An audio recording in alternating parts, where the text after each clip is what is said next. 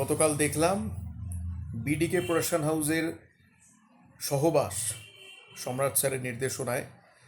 খুব এক্সাইটেড ছিলাম আমি দেখার জন্য। আমিও রিসেন্টলি ওদের সঙ্গে যেহেতু কাজ করেছি, প্রথম কথা বলবো, আমি আগে অভিনেতাদের নিয়ে বলছি যে প্রত্যেকেই খুব ভালো। যে চারজন করেছেন অবশ্যই নতুন ছেলে মেয়েরা, এখনও সেরকম অভিজ্ঞতা নেই সেভাবে কাজ করার। তারা নিজেদের যে ট্যালেন্ট সেটা নিয়ে কাজ করেছে, আর সম্রাট স্যারের গাইডেন্সে কাজ করেছে, এবং অল্প পরিসরের মধ্যে। সবাইকে আগে আমি অভিনন্দন জানাচ্ছি, সম্রাট স্যার সহ বাকিদেরকেও। শুভজিৎ আর মিষ্টু অনবদ্য। ভালোর তো কোনো শেষ নেই, ভালোটাকে আরও ভালো করা যেতে পারে, বাট তাও আমি বলবো অনবদ্য।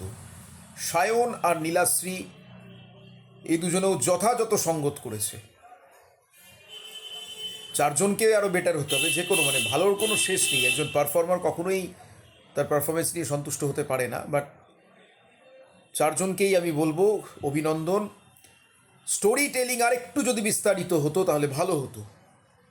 কোথাও গিয়ে আমার মনে হয়েছে স্টোরি টেলিংটা কোথাও গিয়ে একটু খামতি লেগেছে, বাট ওভারঅল বাকিটা এডিটিং অনবদ্য, খুব সুন্দর হয়েছে।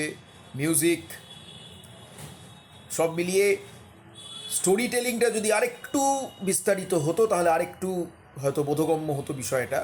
বাট ওভারঅল আমি যদি বলি যথাযথ হয়েছে। চারজনই খুব ভালো কাজ করেছে। ভালোটাকে আরও ভালো করা যায়, নিশ্চয়ই ভালো হবে। অনেক অভিনন্দন রইল প্রত্যেকের জন্য।